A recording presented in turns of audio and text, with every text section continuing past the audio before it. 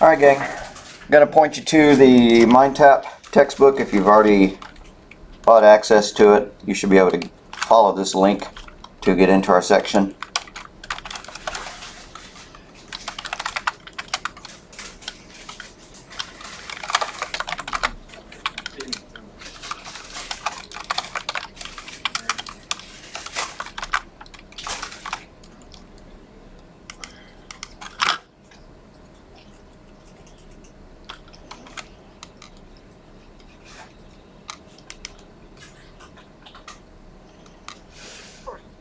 So what you're going to want to do is click on Modules, scroll down to the bottom. Oh, it's not published yet. Let me publish it. Alright, refresh. Once again, click on Modules, and scroll on down, and where you see the title imported on, which I will change to just C-Engage MindTap, right? Follow like the top link there.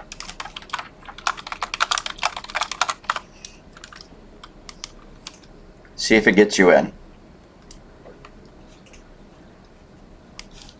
If you're having trouble accessing MindTap, somebody always does, here's the steps to follow before we break down and contact the company. One, try it from another browser. And the reason for that is you probably have cookie blockers and things like that installed on your primary browser, but you don't on Edge or Firefox or whichever one's your less favorite one. Two, disable cookie blocking. Can I spell?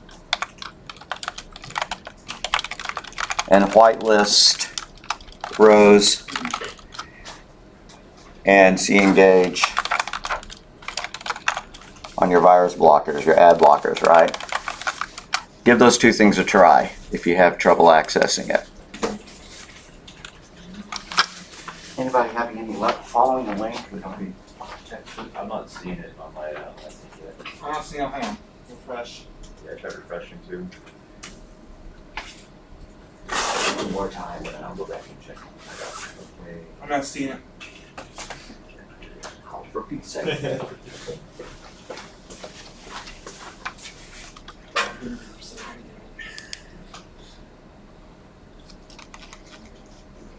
Ah, well, you know. Alrighty. My mistake. I apologize. It'll work this time.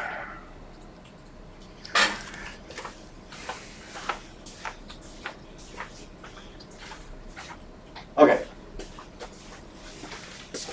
So the only ones that should be marked as required for a grade are the tests. I need to double check and go in there and make sure that's true. And remember, they're not really tests, they're just quizzes. Oops.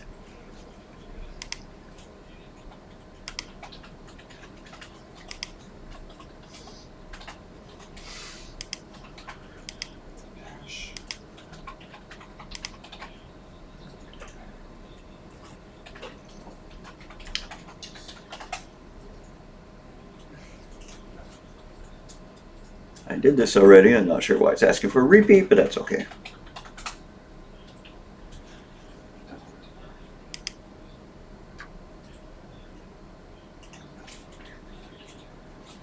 Alrighty. So if you've never used one of these before, I'm sure it'll pop up some help screens or whatever.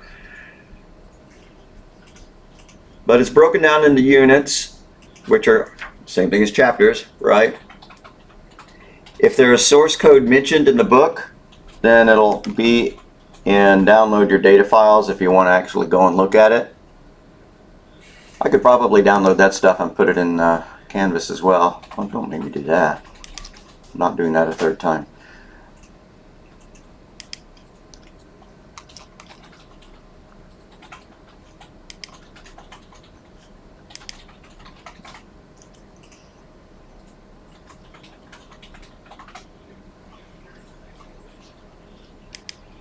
And so chapter 1 of all of these things, of every programming book, is typically a what is a computer? What is input? What is output? That kind of thing. We're not going to spend a whole bunch of days on chapter 1. Assignment already in progress. You have started another attempt on this. Well, too bad. I want to do this now. Okay, so the quizzes are 20 questions long, multiple choice. For example, which of the following is an example of a syntax error? And if you blipped into it yourself, your questions are going to be in a different order. All right. So anyways, what is a syntax error? Syntax error is a mistake, a typo, a misspelling, a mistake in the grammar, right?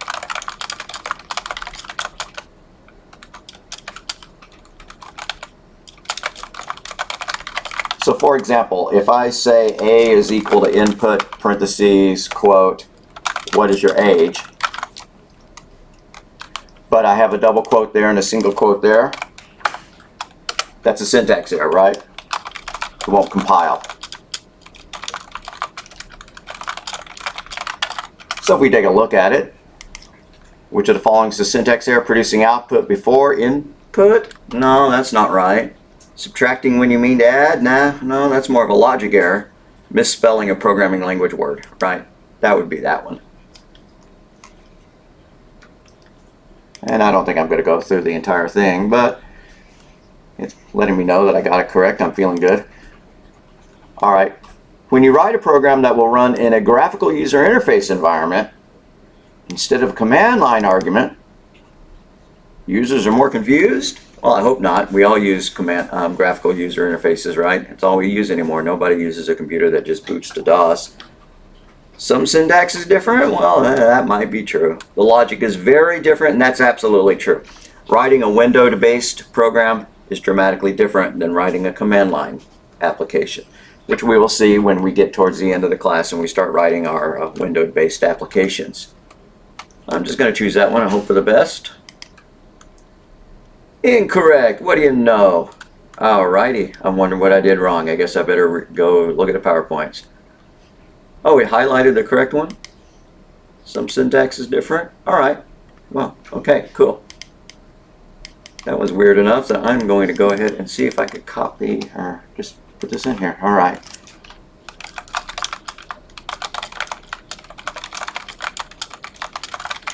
That runs in a GUI environment.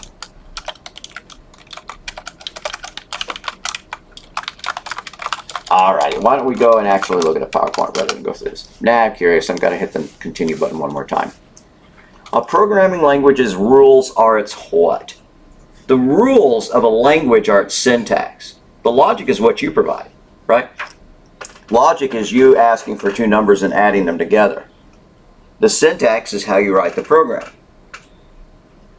So I think I'm going to choose that. A programming language's rules are its syntax.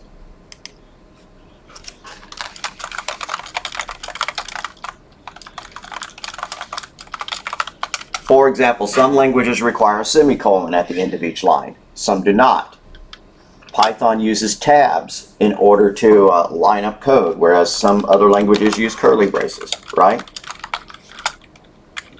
You can use both in some places, but we cannot use curly braces in this language, right? In this language, in Python, before every indented block of code, there has to be a colon. That sounds somewhat abstract, but I'll show you what I mean. If I do this, if x equals 3 colon, and then I'm going to start indenting some stuff here.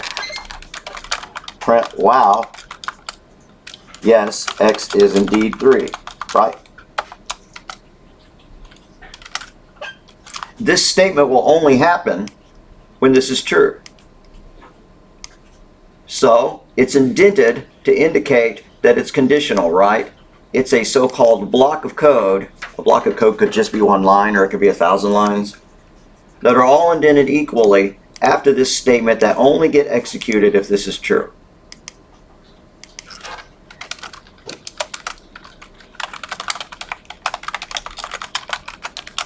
And then if we have an unindented statement, like that, that gets done regardless, right? So if x was 3, it's going to print, wow, yes, x is indeed 3. But if x is not 3, it's not going to print these two statements, but it is going to go ahead and print this one anyways. So if x was 3, we would have that printout, we would have that printout, and we would have that printout, right? All three. But these are conditional. They only happen when that is true. If that expression is false, then this is the only thing that happens. So we had to have a colon in this language to denote that we had a block of code, an indented block of code coming up. In other languages, like C, C++, Java, something like that, it would look more like this. You'd have curly braces. And C++ uses these cout statements.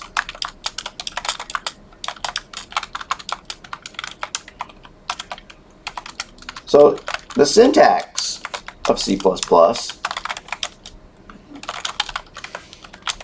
the details of it are rather different, but overall, it's the same kind of logic, right? I'm having to add these \n's in here. Whoops, don't need that. Because in our language, in Python, every time you execute a print statement, it automatically scrolls to the next line when it's done. So this would be 3 lines of input.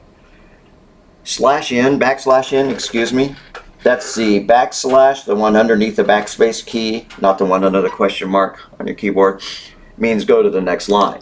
Without it, all 3 of these things would have printed on one line, right? So in C++, it would look like this. Now, why did I type the C++? Just to show you, right? Different syntaxes, right? If you use these print commands in C++, it's not going to work. If you leave out these parentheses in C++ like you can do in Python, it wouldn't work. You can go ahead and put the parentheses here if you want, and sometimes I'll accidentally do that just because I happen to teach a lot of languages where the syntax looks like that. It'll go ahead and run, but the reverse is not true. It would be a syntax error if I left those out.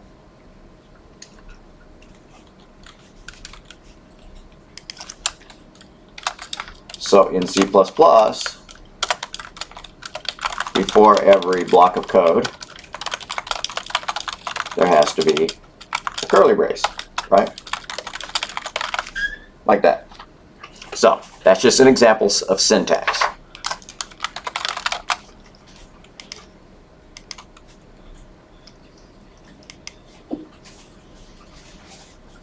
Alrighty, what are the major computer operations? Well, operations are things being done. So hardware and software are not things that are being done, they're things that are doing it. I would probably think that it's going to be input, processing, and output. Because that's what programs are all about, right? You're playing a video game, it's getting input from your controllers, it's processing the positions of the characters on the screen, and it's outputting to the screen, right? You're going to write a game, a bank program, it's got to gather the input, it's got to perform the financial calculations, and it's got to do its output. Now the output might not be to the screen, right? It might save to a file or a database or something like that. The input may not be from a human, you may have some kind of sensor like your thermostat, right? Needs to know when it's going to engage and disengage, that kind of thing. But that's what computers are all about, input, processing, and output. To do that, they do looping, but this is really their major computer operations. I sure hope that's the correct answer, or I'll have to throw a fit. Yep, that's cool. When you use an IDE, what is an IDE? IDE stands for Integrated Development Environment. Our IDE of choice is idle. I still don't have Python on here. Do y'all have Python installed on your machine? Yes. Okay. Well, I know where to go for that. This one doesn't. Doesn't? Okay. Yeah, this computer doesn't. What's your machine number there, or does it have a number on it? On a monitor? Maybe they don't do that anymore. It might be on the back of the monitor. Oh well. Second computer, first row, all right. The computer. Yeah, that's second row.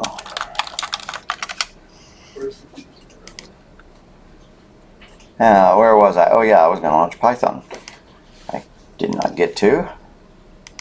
So this is going to serve as my IDE of choice. You have Python.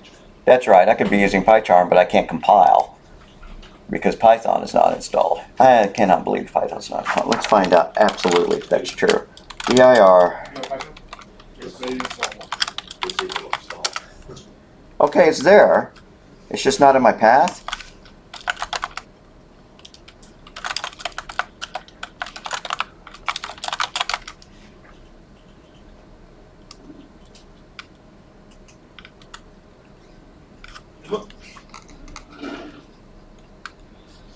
You have it, it just doesn't show up that it's there.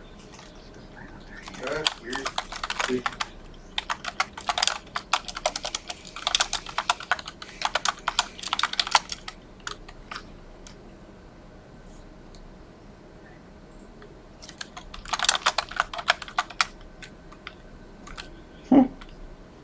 Well, this is how you program without an IDE, right? You use a text editor. So I probably don't even have access to this directory, so I don't think it's going to work. But if I was going to write a program, I'm just going to call it temp.py. Then I can write my code in a text window. I print, did it work? And then I save it, and I'm probably going to get an error for not having access to that directory. That'd be my guess. Yeah, it's not going to work.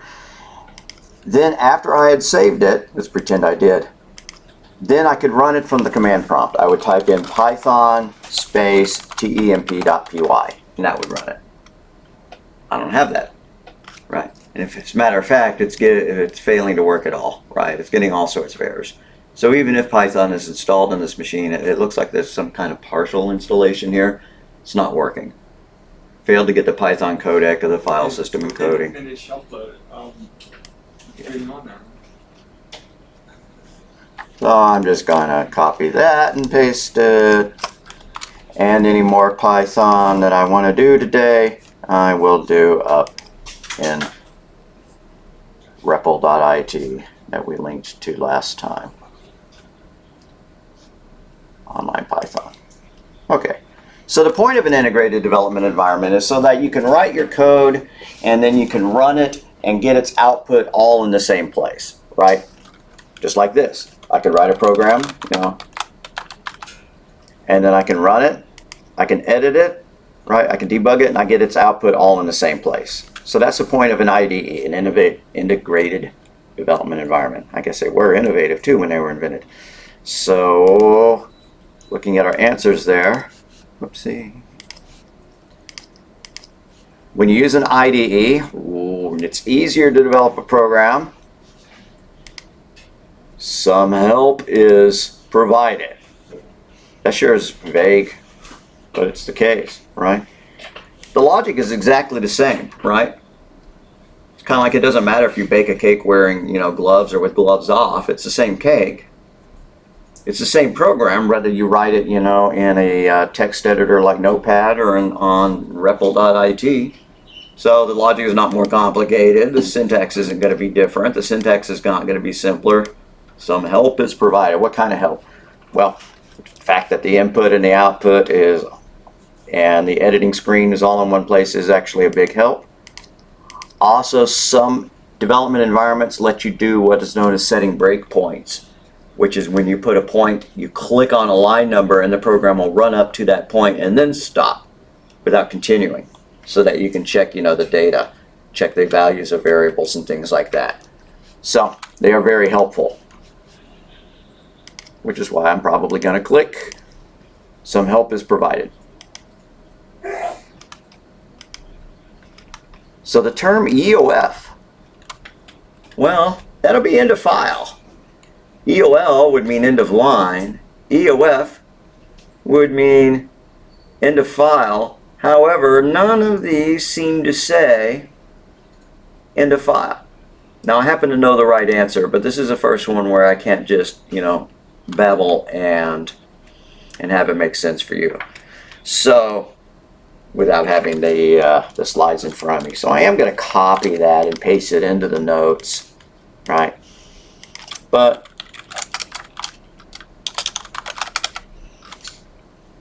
just skip that. Skip talking about it for now till we hit it in the PowerPoint.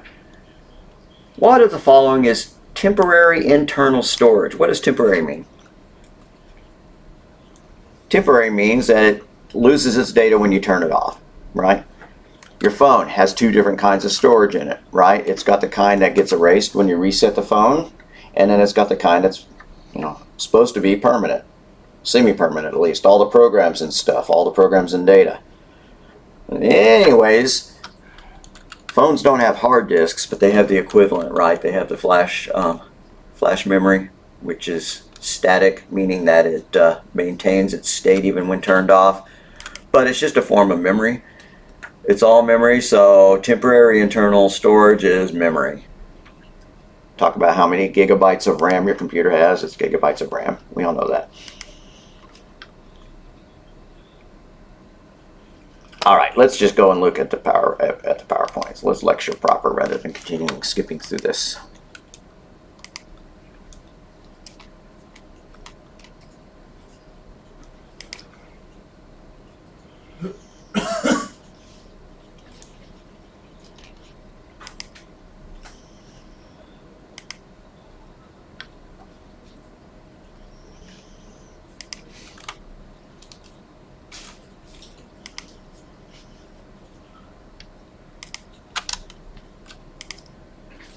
So what is a computer system? A combination of all the components required to process and store data using a computer. Well, that's kind of like defining an animal as being an animal, but whatever. The computer system is, all the pieces that allow you to do data processing. Computers have been around for a long time. This is not a computer, but it's close. It's called the Pascal calculator. In the 1800s and 17 whatever. It's their pocket calculator. All right, it's a little bit bigger, but what you do is you dial in your input using the wheels, and you figure out what operation you're going to do, and I don't know how to set the operation, and you turn the crank, and it gives you your answer up there. It does math, right?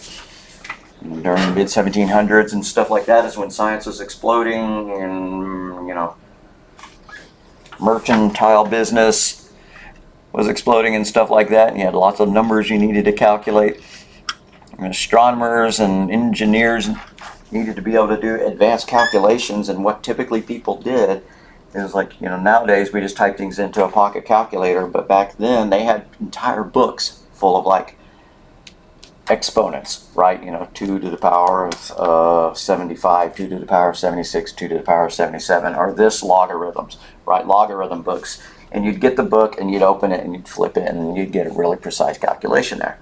Well, some poor scribe somewhere had to actually do all that math and record it laboriously one by one, right? In the book as he was doing all the math. And it's very likely that they'd get sloppy and transpose digits or whatever. So, there's a good interest in having, devices that could do calculations.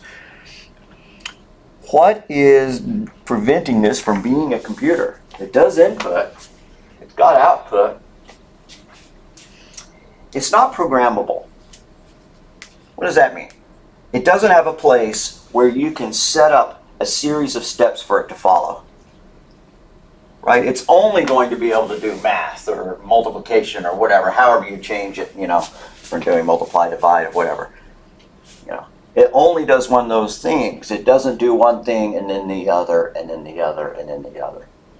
That's what makes a computer, the fact that it can follow a sequence of steps that you provide and not just one step. The first true computer, if it had worked,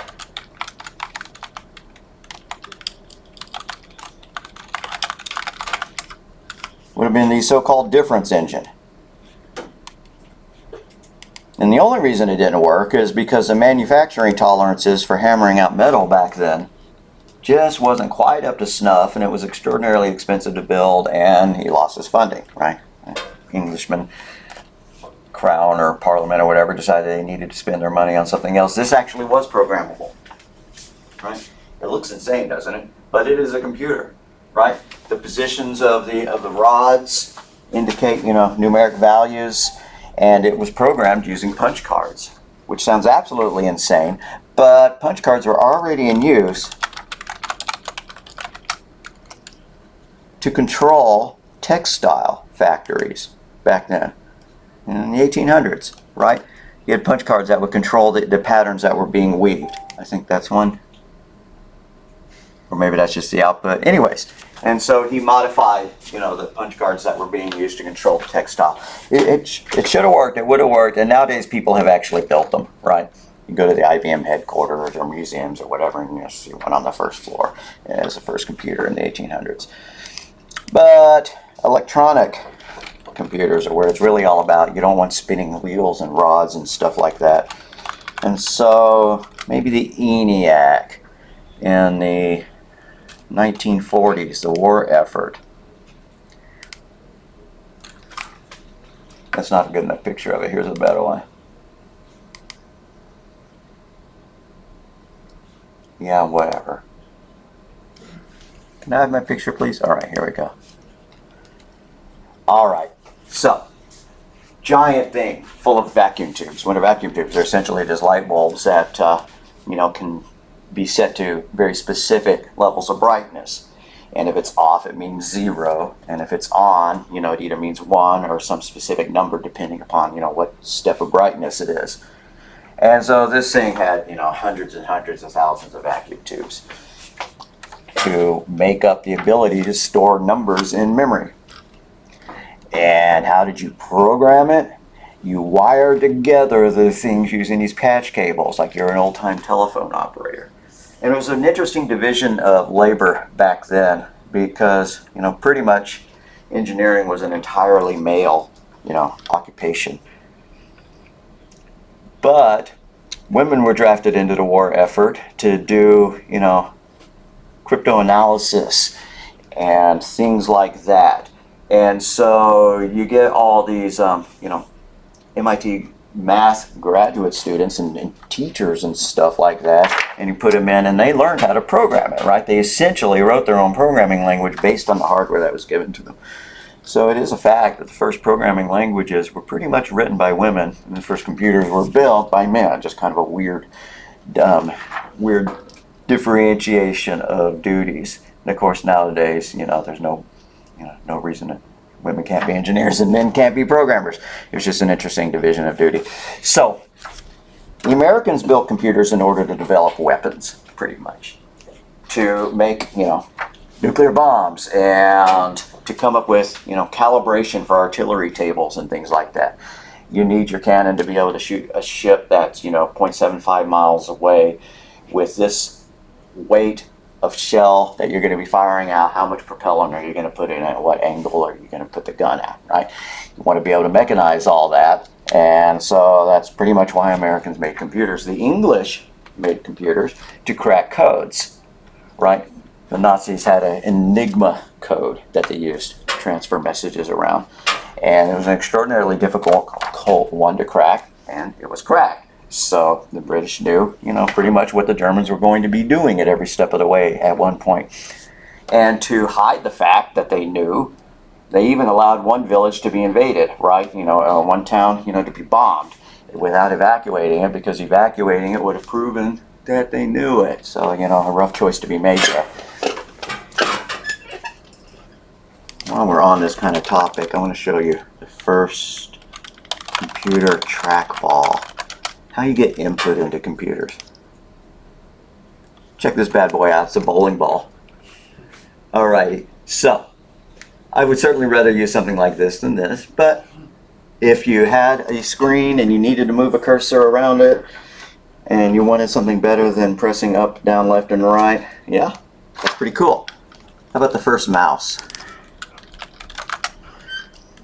This is done in the 1960s by Doug Englebright's team. And he is a total giant in the field of computing. And what we got here are two wheels a left-right spinning wheel and an up-down spinning wheel. And if you wanted to move the mouse around, if you wanted to move left to right, you'd hold it in a certain way and move left to right. If you wanted to move it forward, you'd lift that part up and then go forward. That meant diagonal wasn't going to work, right? So, you know, obviously it's not great, but, you know, it's interesting to see, you know, where things came from. If you ever want to read about some, pardon me? Just one single clicking device. Yeah.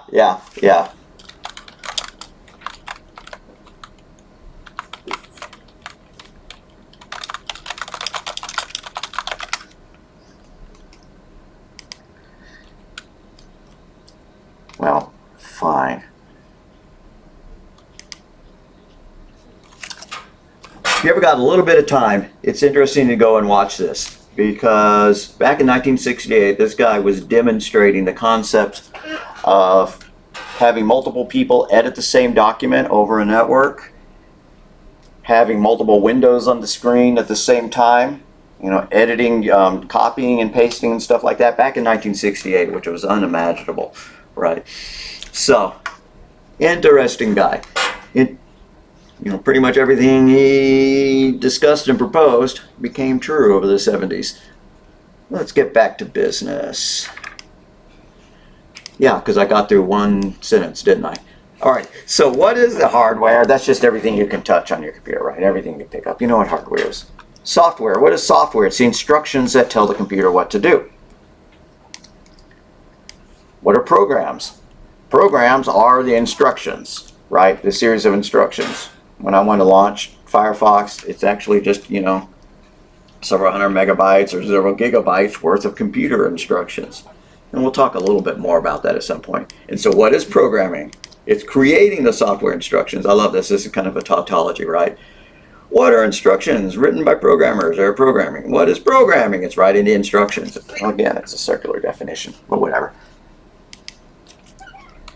Application software, stuff like word processing and spreadsheets and payroll and inventory and games and your web browsers and stuff. Whereas system software is the stuff that manages the hardware and allows the application software to run.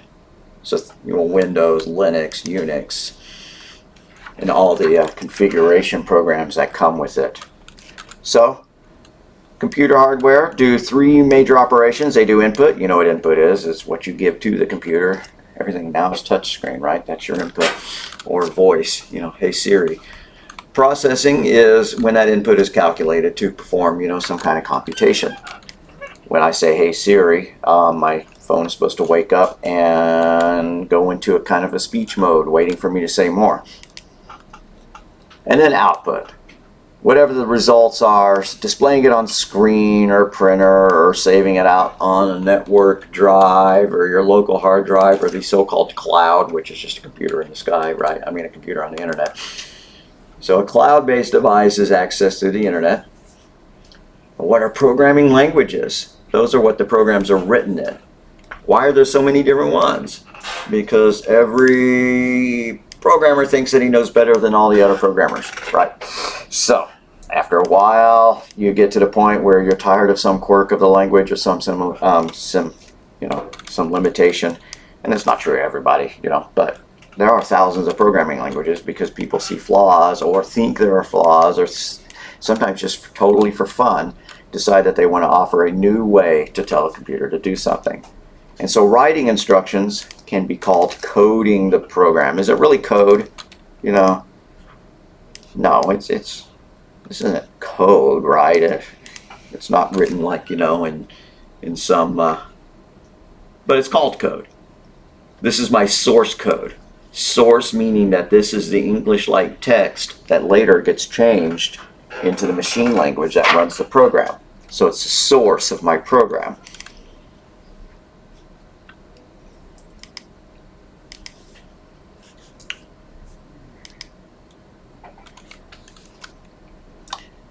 So lots of programming languages, lots and lots and lots. Visual Basic, C#, C++, Java. If you go to Hello World in many languages, you can see the same program written in a bunch of different languages. Here it is in 28 different languages. Well, that's pathetic. We can do better than that. Here it is, written in 600 different languages. And just pick one, right? What does Ansible look like? Well, I don't want to do that.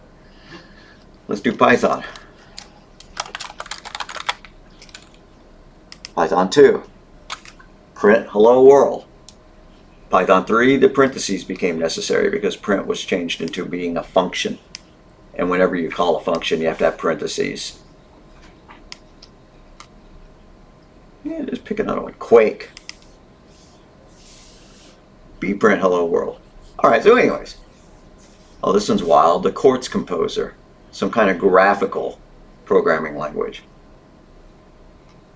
That's interesting. Okay, so anyways, millions of different languages. We're going to learn one, but as I mentioned, I believe last time, the textbook shows examples in several different languages, not just Python.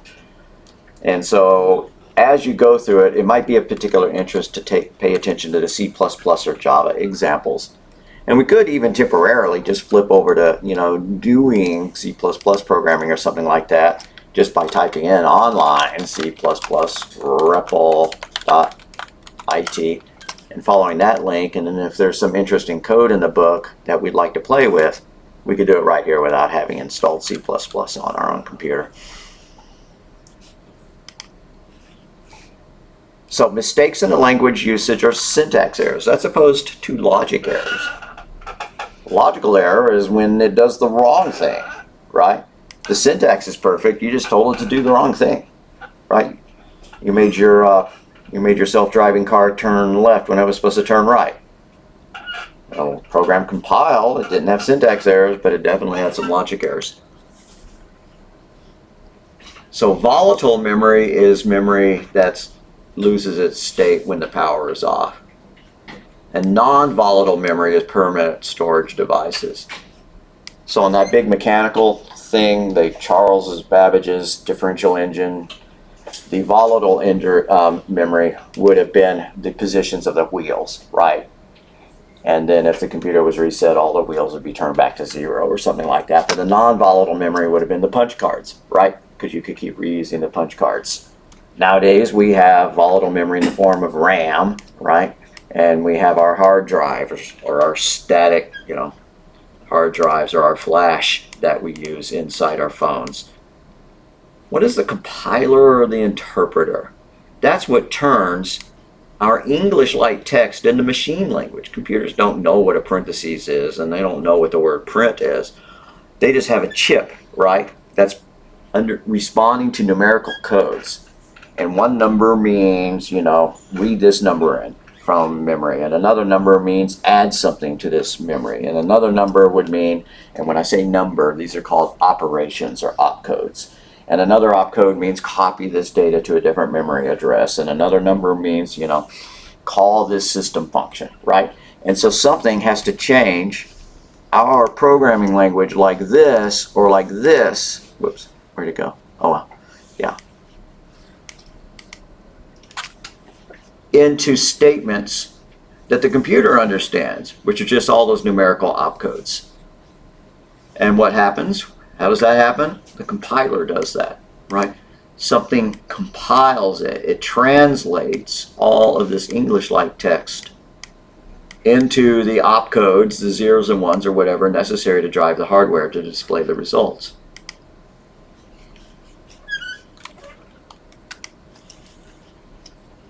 Program executes or runs. It's called running the program when you launch it and it starts doing stuff, right? If it asks for input, then you can provide it some input. If you're doing any processing in it, you should do that processing, and if it's supposed to display results, then the results will be displayed on screen or whatever, right? They will be output. Called executing the program. That sounds so violent, right? I'm going to execute my program. So programs with syntax errors cannot execute. What is a logical error? A logical error is a program that does the wrong thing even though it doesn't have syntax errors. Well, let's write a program and put a logic error in it.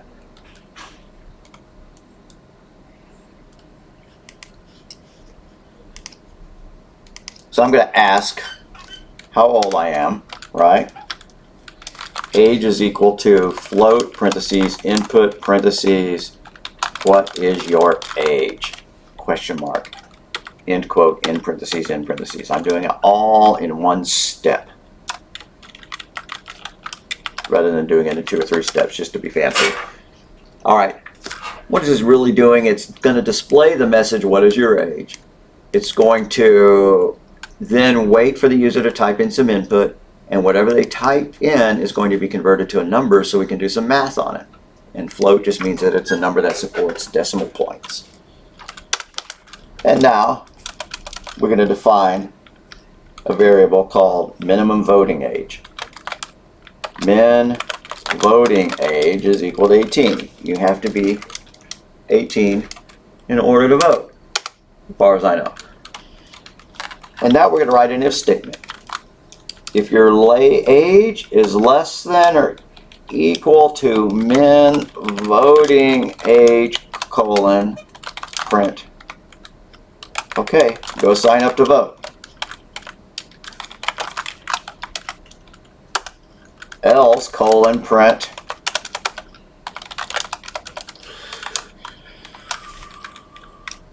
sorry, too young. Obviously there's a problem, right? But I think I got the syntax right. I think the program's actually going to run.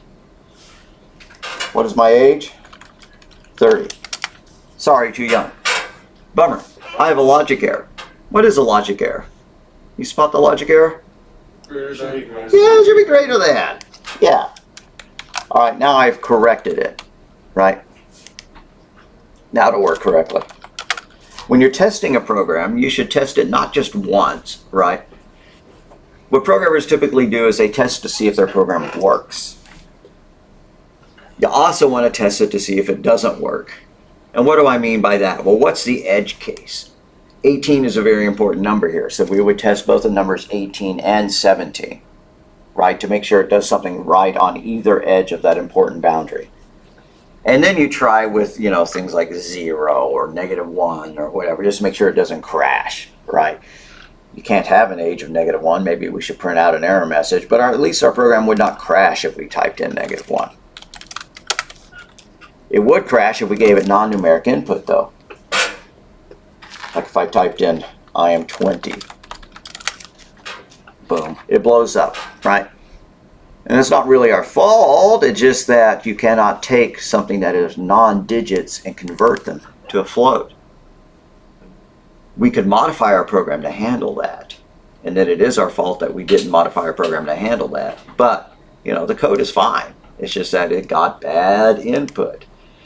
Adding error handling can increase the length of your program significantly, but it's part of the real world, right? Because you never know what the user is going to type in.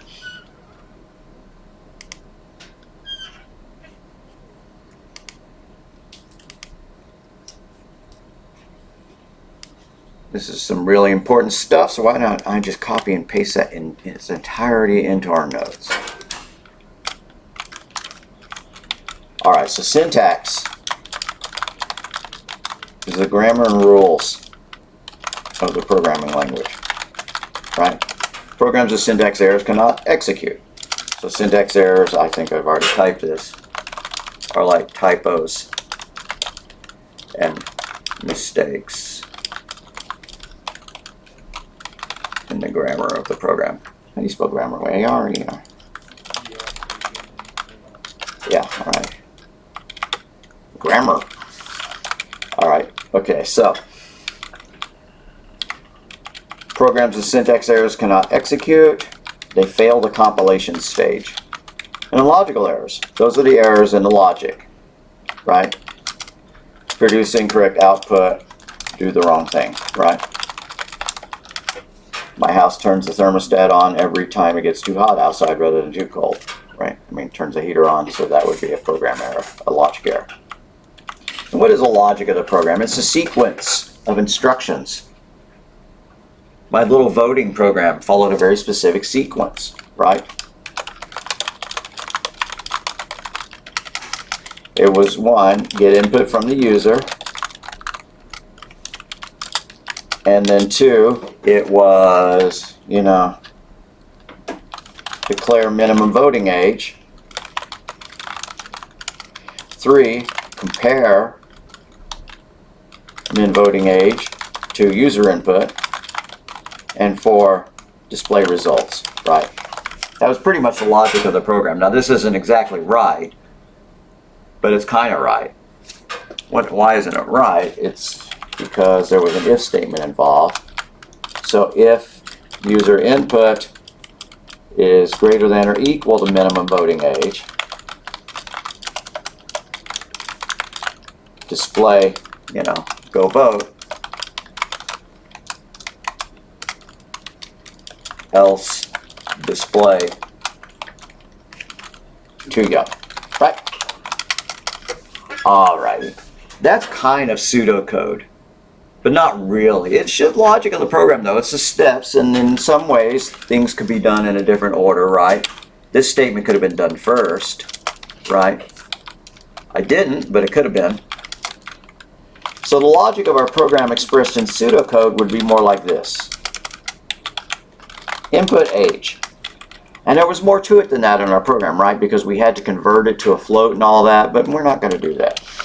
The book's always going to show pseudocode beginning with the word begin, not being, begin, right? So we input our age, and then we set our minimum voting age variable. Who knows? Maybe in Canada it's 17, so we're going to allow it to be set. And then we had an if statement, right? If age is less than or greater than or equal to min voting age, then print go vote, whoops, output, display, print, it doesn't matter which word you use, else output too young, end if begin. Now it looks a lot like a programming language. That's why it's called pseudocode. You could give this to any programmer and they could write a program that did that in any language of choice, but it's not specific to any language, right? It's not Python syntax, it's not C++ language. And I'm just going to go and copy and paste this from the notes. If I can select it all, there we go, as our finished version, right?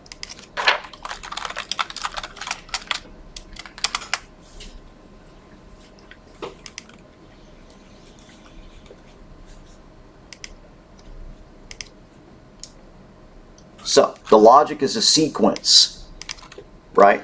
And it's the decisions that the program has to make. Logic can be specified using flowcharts. Let's see if I can get into this pretty quickly. lucidchart.com. We had trouble using this last semester, so I need to see if it's going to give us grief or not. Thompson at rose.edu. Oh, that would work.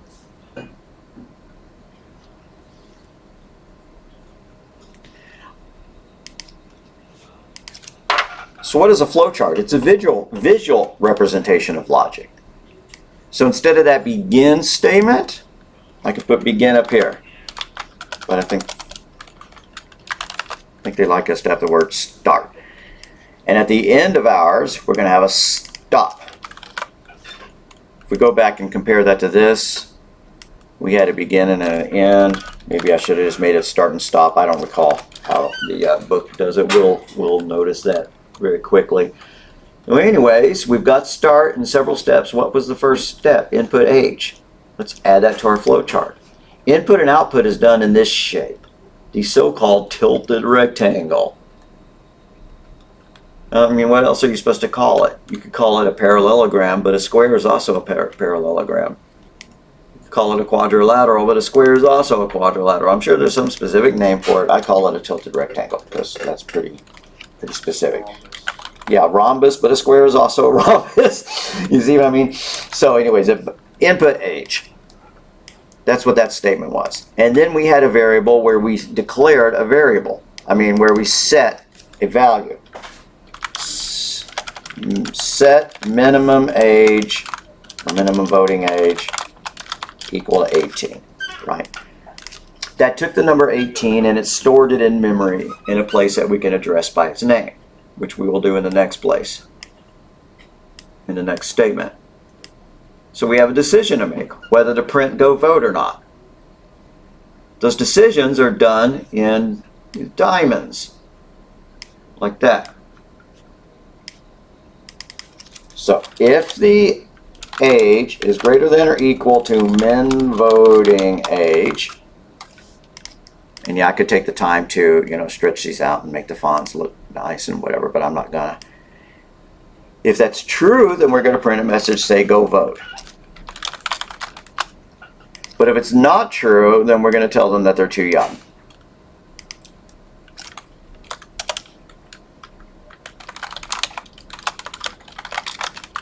I forgot the word output or print or whatever I want to put here, right? Here we go.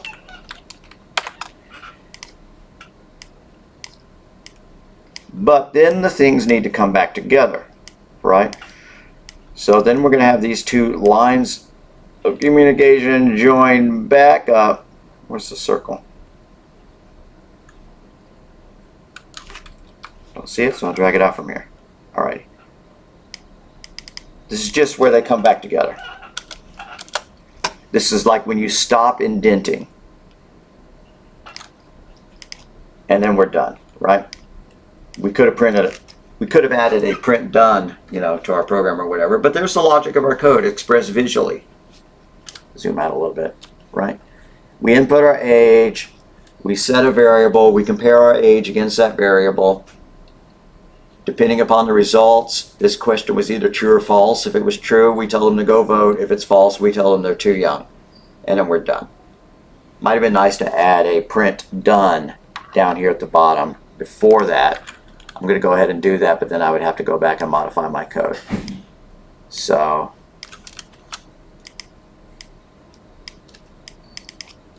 output done. This is the website that you have linked on Canvas, right? I don't think I've linked Lucidchart yet. I'm going to link Lucidchart. The website that I've linked is the Python site, repl.it.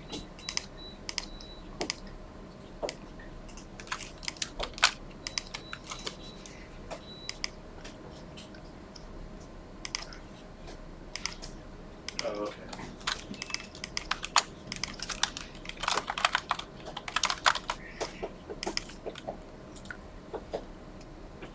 So anyways, you might try logging on with your Rose email address, but you certainly don't have to right now. But I did want you to see the difference between a visual representation of the logic and the text form. So I had one more thing that I added, right, which was output done. And if I was going to do that in Python, then I would need to do, print parentheses quote done. All right, things to note, differences. Although pseudocode wants us to have start and stop, Python code doesn't. Just a fact that Python doesn't require anything to denote the beginning and the end of your program, but some languages do. Like if we flipped over to that C++ C# one, we see that it does have stuff that kind of means begin and end. Python doesn't. Another difference is that pseudocode wants us to have a word that means the stopping of the indentation, right? Like endif. Python doesn't. I didn't have to put anything. As soon as we typed in an unindented line, we were done. So that's why we have that word here and we don't have it here. But if that bugged us, we could add a comment there, right? # endif. But comments are ignored by the computer, so it doesn't have to be there. So I hope that makes sense. I hope that you can see that, logically, a program is just a series of steps of gathering input in some form and then making decisions based on that on that input in order to display some output. If we've got this going on, you notice I've got several different shapes being used here. Input and output is done in the tilted rectangles. Math is done in regular rectangles, more properly known as process blocks. So what's this one called? This one's normally called a la-di-da-di-da. Where is it? Why am I looking at the screen over here? It should be on the very top row to make it easy to find. Data blocks.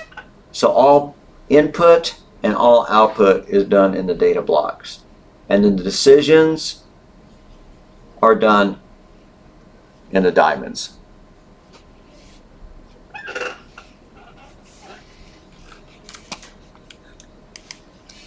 And then what's the circle? The circles are just little connectors, right?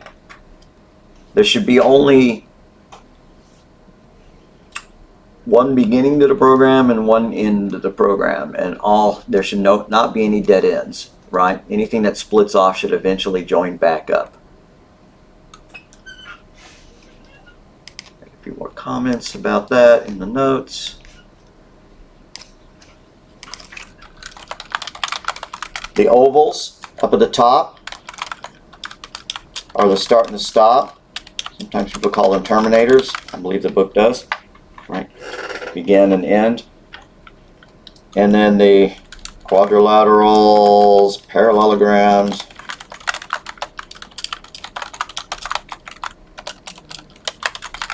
Those are data blocks for input and output.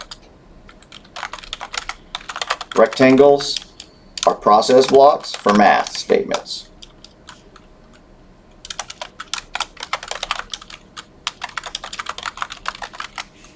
Diamonds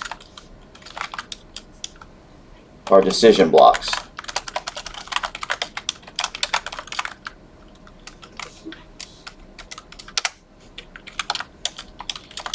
If statements use those, but other things do as well. Loops do as well. What is a loop? A loop is just repeating a statement as long as the condition is true. Like if I was going to draw a loop in that program, I might write a program that sets a variable.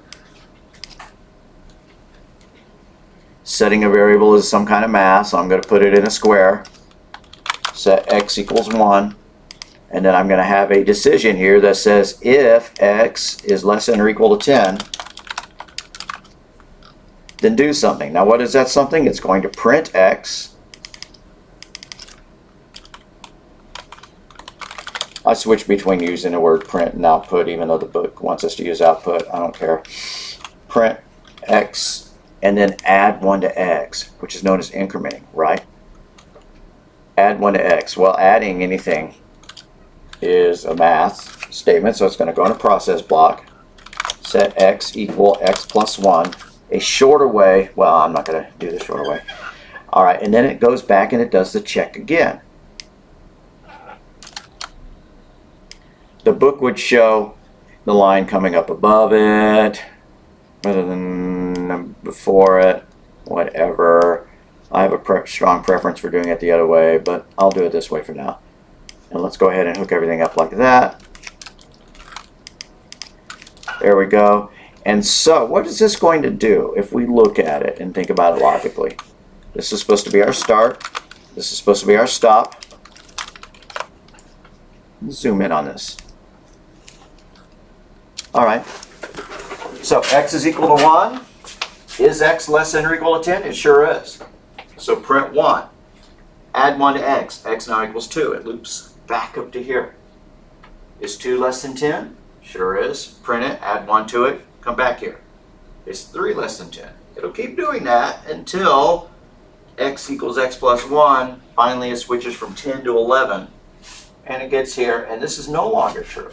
So it doesn't go the yes way, it goes the no way. And so we could implement that in Python as well.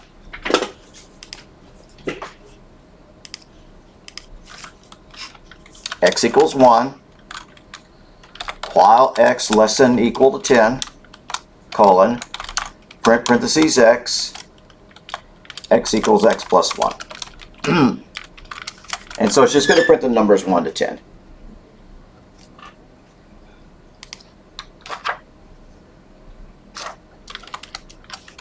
Like that. So So why don't we take this and actually put this in our code, because I'm going to be uploading these flowcharts,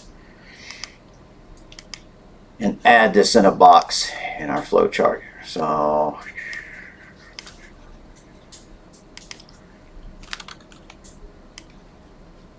just going to be a text block. And that looks lousy, so I need to right justify it. Alright, so there's our little program that this is based on. Right. I'll do the same for the other one.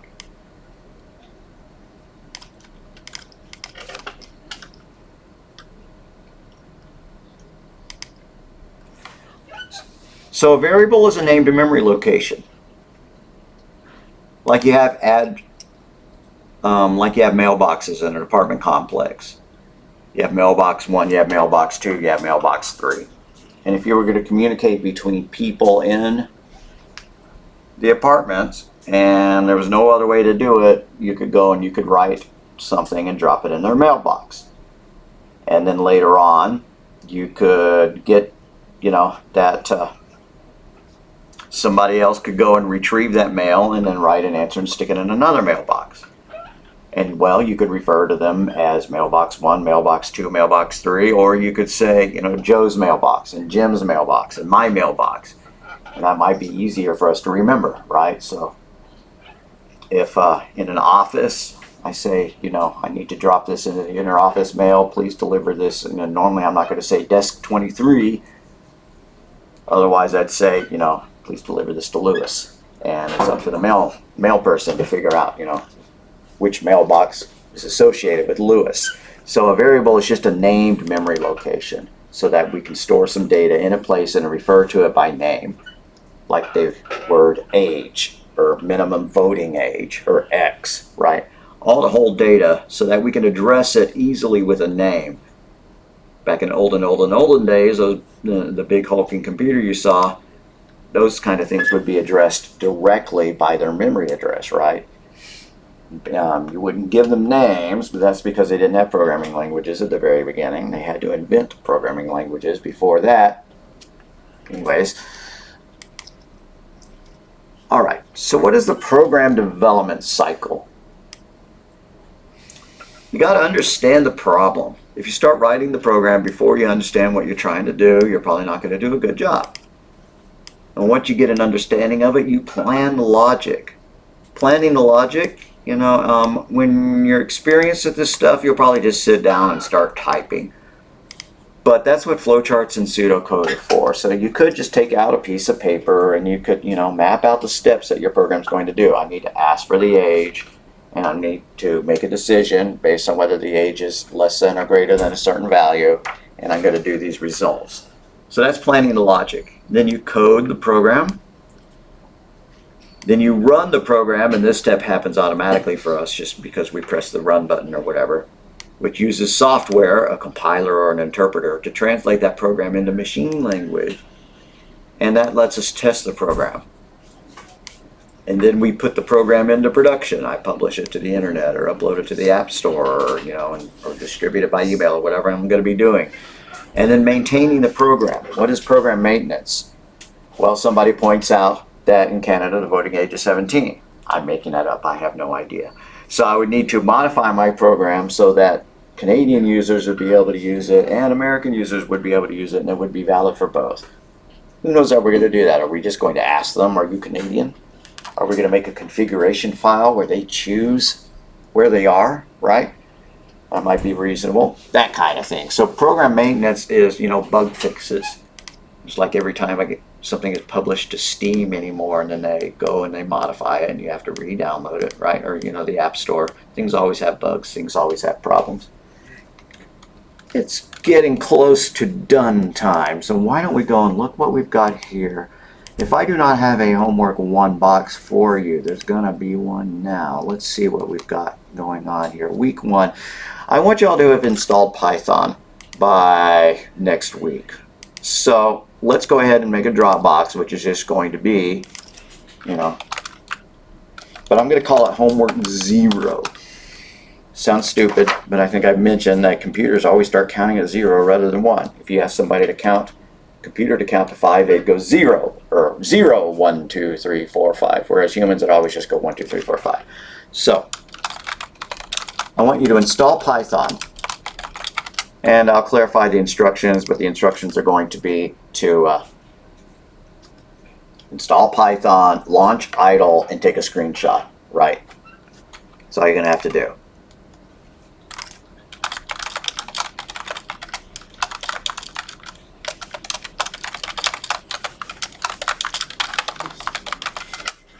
I'll flush out this Dropbox later. If you're not going to use Python on your home machine, instead just upload a note saying what you plan on doing, right? Oh, I'm going to do it all online, right? Or I'm going to go on Canvas and do it. But I strongly recommend it. It's not a huge program, doesn't take up a lot of space. All right, so let's make our little Dropbox saying we were here today and we will be done for today.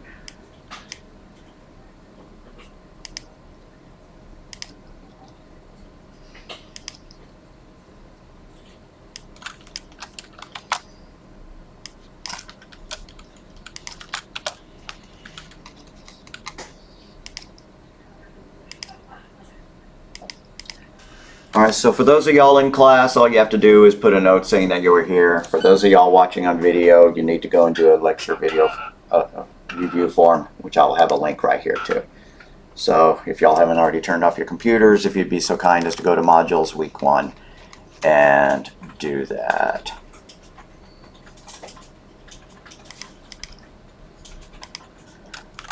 Alright, gang. For those of y'all watching at home, I know you're not watching this yet. I deeply apologize. I did complain about Zoom not being installed on here, and I will complain again. So, see you next week.